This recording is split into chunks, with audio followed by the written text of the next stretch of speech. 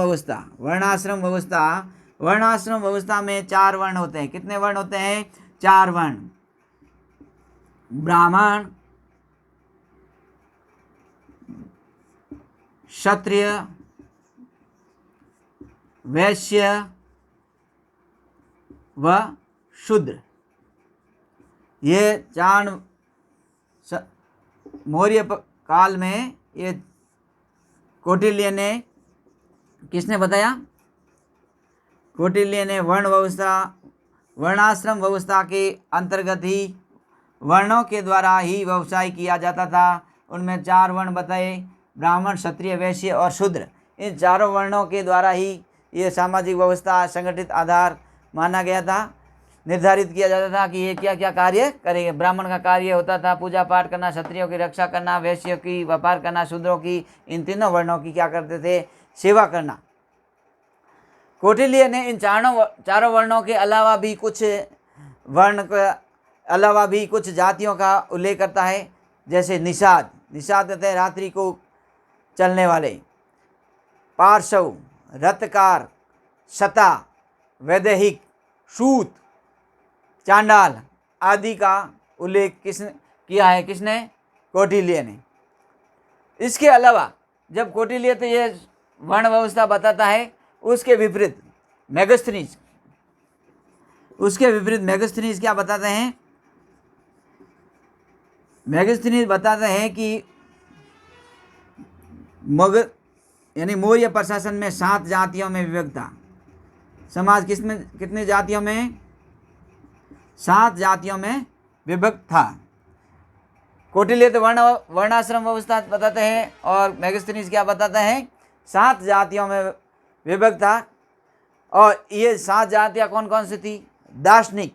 कौन थे? दार्शनिक, किसान, पशुपालक व शिकारी, कारीगर या शिल्पी, सैनिक, निरीक्षक और सभासद तथा अन्य शासक वर्ग के सदस्य। ये 7 जातियाँ हुआ करती थी, जिससे कि उसका सामाजिक ढांचा चलता था। उसके अलावा मेगास्थनीज ने अपने वर्गीकरण में जाति, वर्ण और व्यवस्था में अंतर को भुला दिया। मेगास्थनीज कहते हैं कि भारत यानी कि मगध साम्राज्य में दास नहीं थे, दास नहीं थे, परंतु कौटिल्य बताते हैं कि दास व्यवस्था हुआ करती थी। कौटिल्य क्या बताते हैं? दास व्यवस्था होती थी। ये दोनों में अंतर है। कौटिल्य तो दास व्यवस्था बताते हैं, परंतु मेगास्थनीज क्या बताते हैं?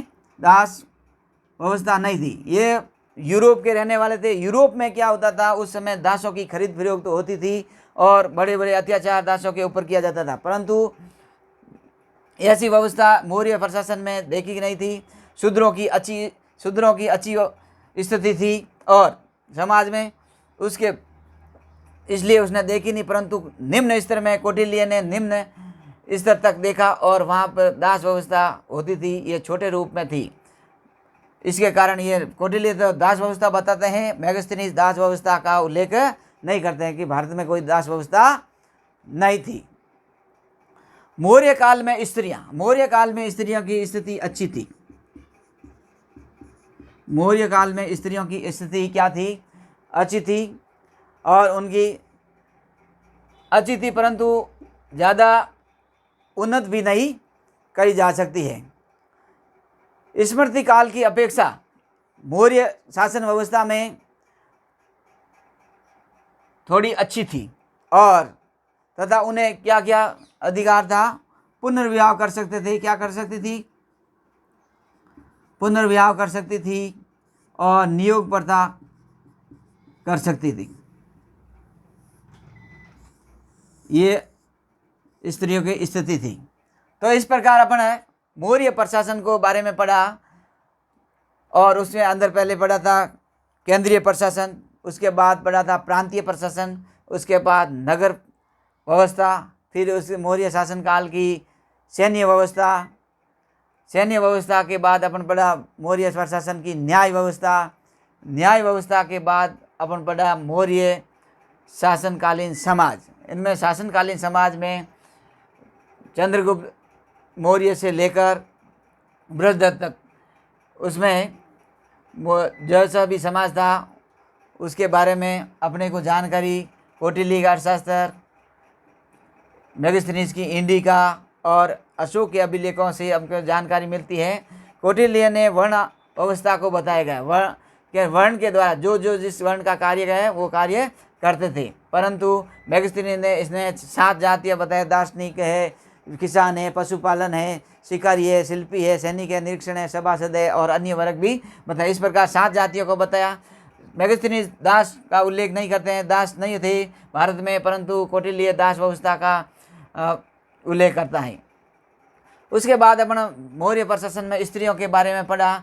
स्त्रियों की स्थिति अच्छी थी, यानी कि स्मृति काल से अच्छी थी, परंतु इतनी उन्नत भी नहीं थी।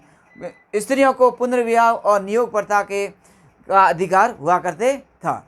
तो अपना नेक्स्ट जब भी टॉपिक होगा वो अपन लेंगे शुंग वंश, यानी कि मौर्य भारत में मगध साम्राज्य में मौर्य वंश की समाप्ति होती है और शुंग वंश की स्थापना होती है। तो शुंग वंश के बारे में अगला जो भी टॉपिक आएगा वो क्या पढ़ेंगे अपन, शुंग वंश।